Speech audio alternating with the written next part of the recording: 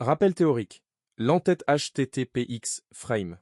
Option est un mécanisme de sécurité côté serveur qui contrôle si une page web peut être intégrée dans un élément inférieur à iframe supérieur à. Inférieur à frame supérieur à ou inférieur à object supérieur à par une autre page. Son absence expose l'application à une attaque de type clickjacking. Un attaquant superpose une iframe invisible sur un bouton légitime pour piéger l'utilisateur en lui faisant effectuer une action à son insu. Validation d'un virement. Modification d'un compte, etc. Les valeurs possibles sont Denis, aucun framing autorisé, Sam Origin, framing autorisé uniquement depuis la même origine, et Allow from URI, déprécié. Son successeur moderne est la directive Content Security Policy, Frame Ancestors, mais XC Frame Options reste très répandu et attendu dans les audits de sécurité. L'erreur fréquente des débutants est de confondre l'absence de cette entête avec une vulnérabilité critique immédiate.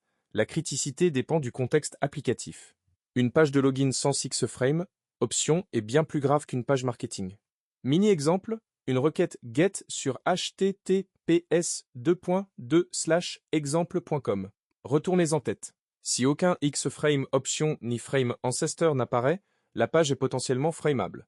Vous avez utilisé la bibliothèque Request au chapitre précédent pour analyser des entêtes HTTP. Cet atelier en est la continuation directe, appliquée à un cas de sécurité concret. Énoncé de l'atelier. Vous êtes chargé, de développer un outil Python autonome permettant de vérifier, sur une liste de cibles, si l'entête de sécurité XCS-Frame option est présent et correctement configuré. Cet outil doit produire un rapport structuré indiquant, pour chaque URL testé, si la cible est potentiellement vulnérable au clickjacking ou correctement protégée. Étape 1. Préparer l'environnement et la liste de cibles. Créer un fichier target.txt contenant au moins 5 URL publiques et variées, par exemple https://www.google.com, https://www.facebook.com, https://www.wikipedia.org, https://www.python.org, https://http://bn.org. Ces sites sont publics, et les tests en lecture seule, requête GET, sont légaux et sans impact. Assurez-vous que votre environnement Python dispose de la bibliothèque Requests installée. Étape 2.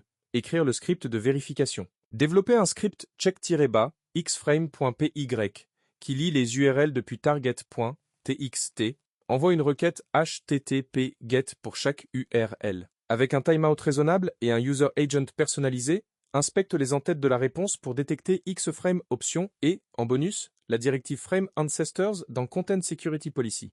Pour chaque cible, le script doit déterminer et afficher l'un des statuts suivants. Protégé, X-Frame, option présent avec valeur Denis ou Same Origin, partiellement protégé, valeur Allow from ou Frame Ancestors, détecté dans CSP, vulnérable. Aucun des deux mécanismes détectés ou erreur, impossibilité de joindre la cible. Pensez à gérer les exceptions réseau proprement, timeout, connexion refusée, SSL, etc. Étape 3. Générer un rapport de sortie. Votre script doit générer un rapport dans au moins 2 formats, parmi texte brut. TXT, CSV, CSV et JSON.